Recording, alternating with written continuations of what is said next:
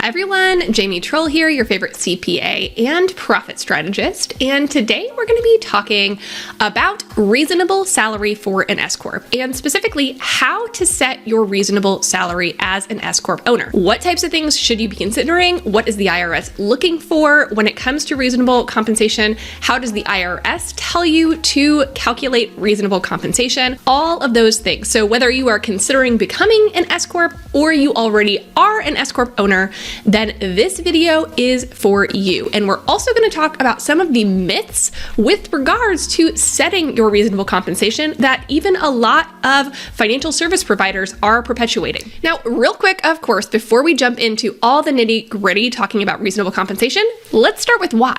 Why do we need to pay a reasonable compensation to begin with?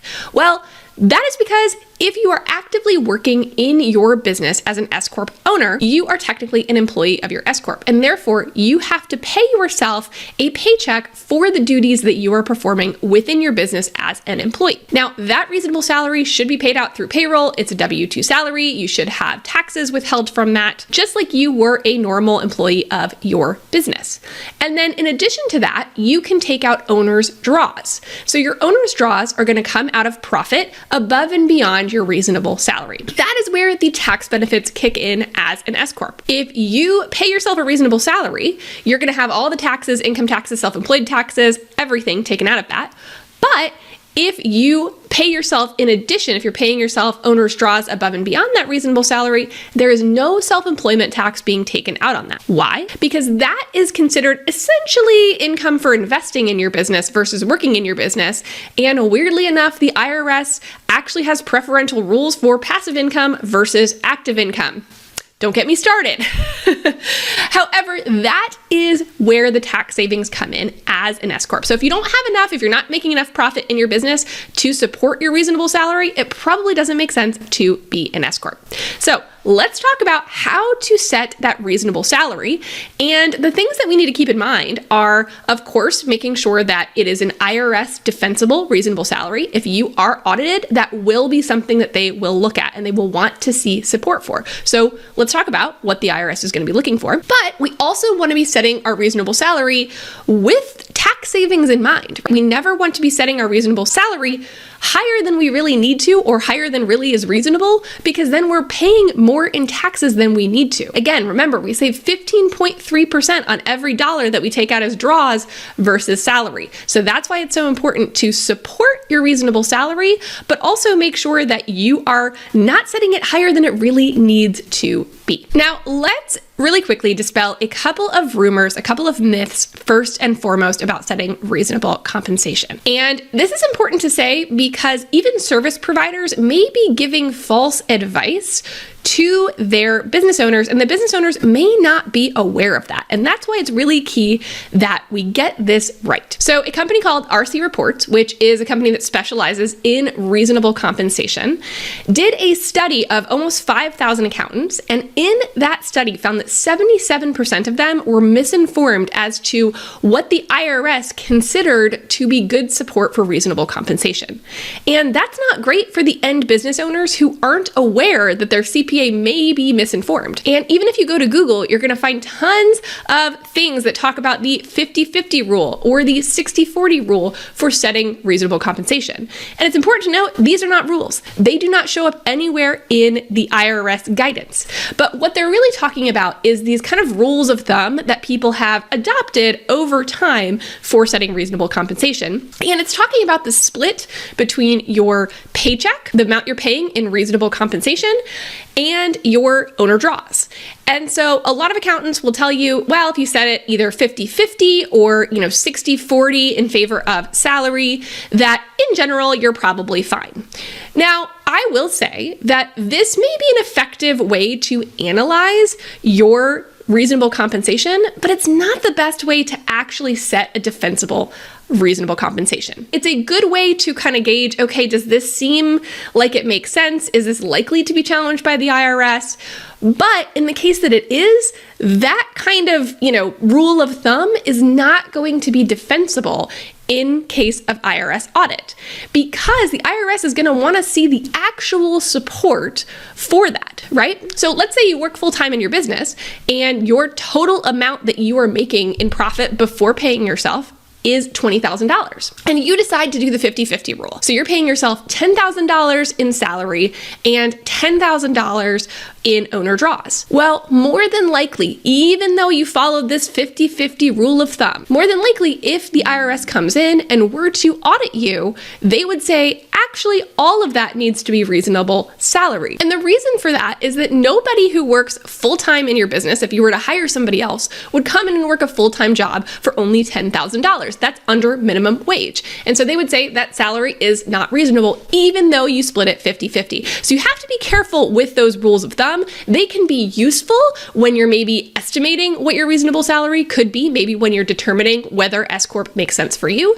But if you are becoming an S Corp or already are one, you want to have more defensible proof than that. So what does the IRS say are approved ways for coming up with S Corp reasonable salary? Well, there are 3 different approaches, and we're going to talk about each of them, but one of them I'm going to talk about a little bit more than the others. But the 3 we're going to talk about are the cost approach, which is sometimes called the many hats approach, the income approach, and the market approach. So let's talk about each of those. Now, the one that I recommend and that I think is usually most useful when it comes to business owners that are in true small businesses. So maybe you're the only employee of your business, or maybe you have a few employees, but typically the one you're going to want to use in those situations is the cost approach. And the cost approach is also called the many hats approach because it really is meant for business owners that wear multiple different hats in their business. As a small business owner myself, I know that is absolutely true for me. I have multiple different roles that completely range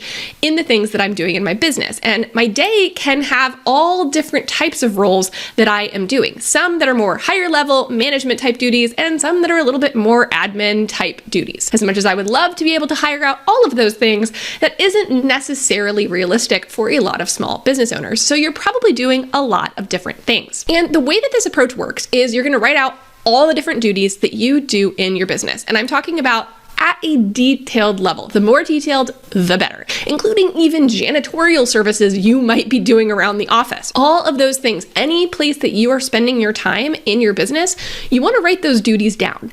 And then you're going to apportion out the amount of time up to 40 hours a week. If it's above 40, don't worry about it, but we're going to take up to 40 hours a week and apportion that to these different tasks. And then come up essentially with a percentage allocation between all of those tasks on, essentially you can do a weekly basis, a monthly basis, an annual basis, but overall you want to talk about what do you do in a normal year as it relates to these different tasks? How much of your job is spent there? And then what you can do is go out and find comparative salary data for each of those different job duties. So that is where it gets a little bit tedious, we'll say, where it might not be the most exciting thing in the world, but you can go dig into salary data. There are various different US Bureau of Labor Statistics or other websites like salary.com, things like that you can research. You can go look at open positions and find what they would be paid specifically in your area is best. Now, this can take some time, obviously,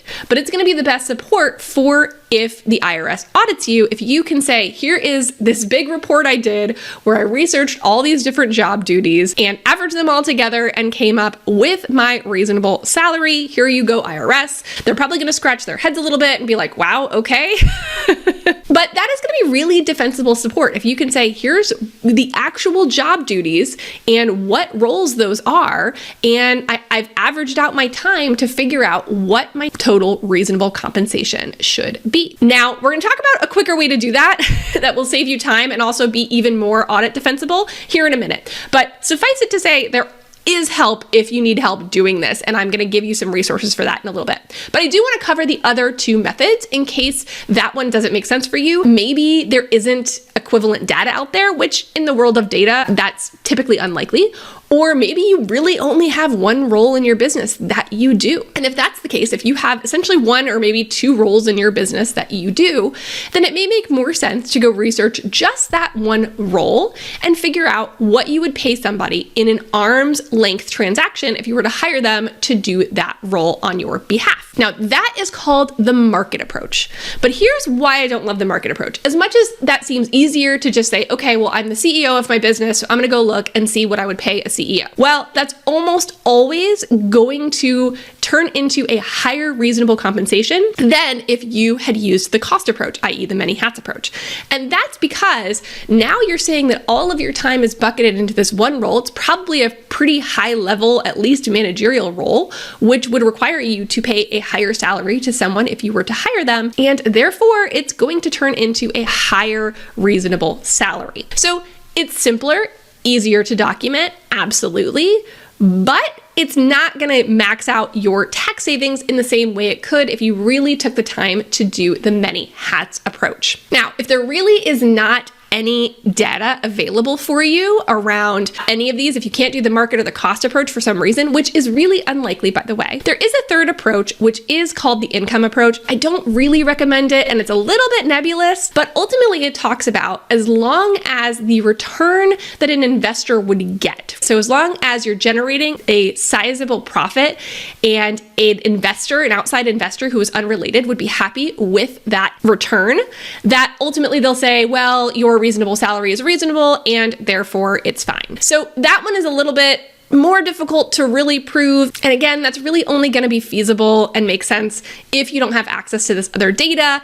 And I think it would be really difficult to actually explain to an IRS agent, because that's not usually how they're going to look at it, especially if you're really running a small business. So I typically recommend, you can probably tell, for most small business owners, I think it's going to make sense to do the cost approach, i.e. the many hats approach. Now, thankfully,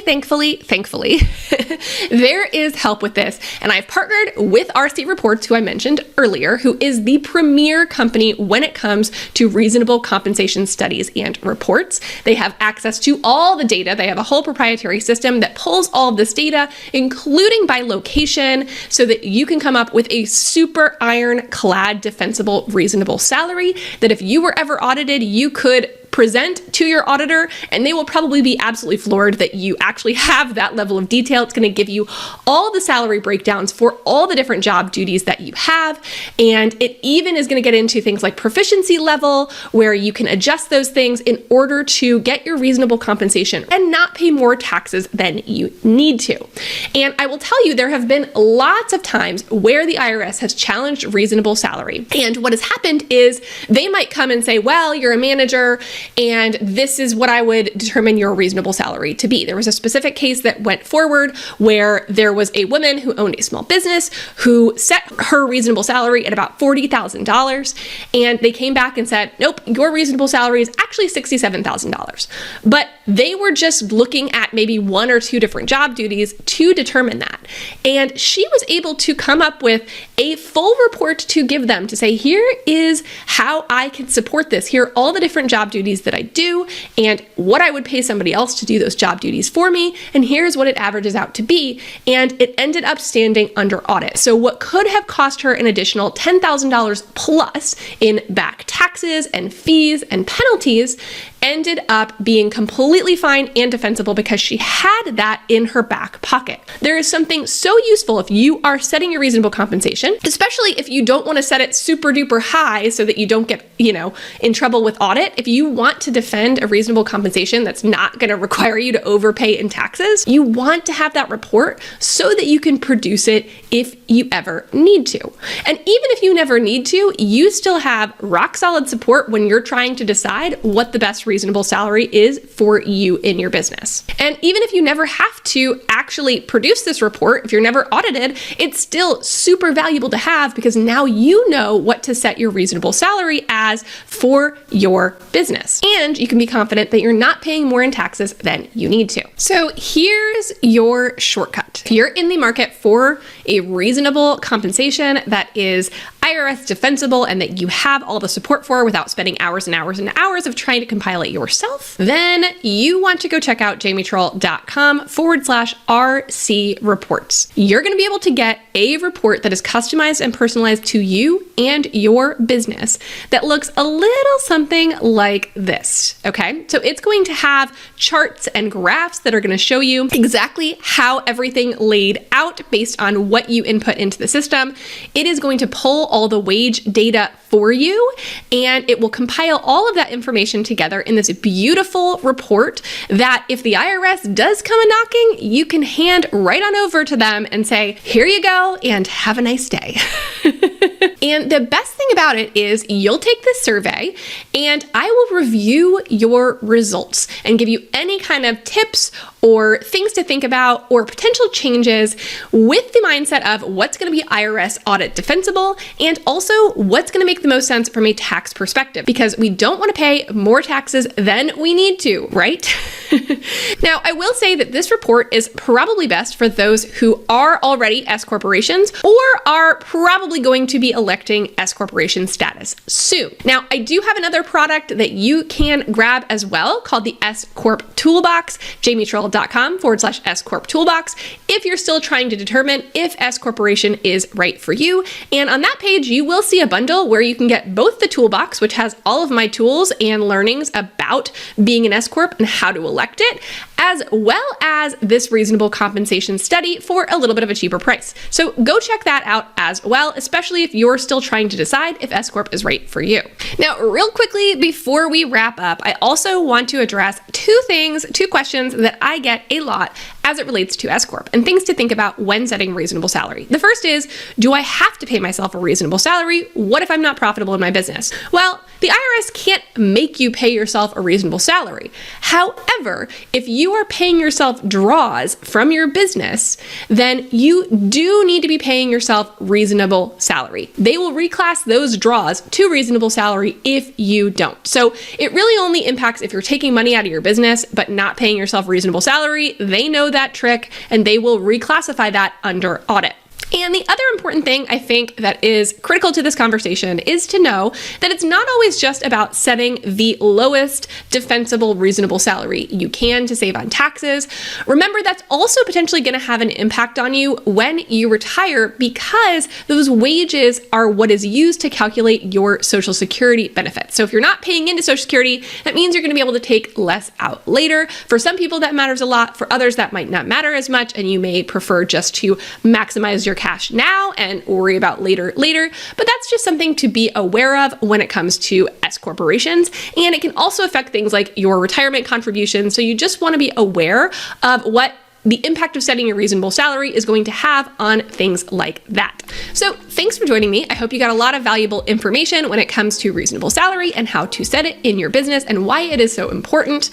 And I'm going to continue to be putting out videos about S corporations and when it makes sense for you, because I'm in the middle of a series about it right now. So make sure to like and subscribe if this is something that's interesting to you so you don't miss any of my future videos, and I will see you next time.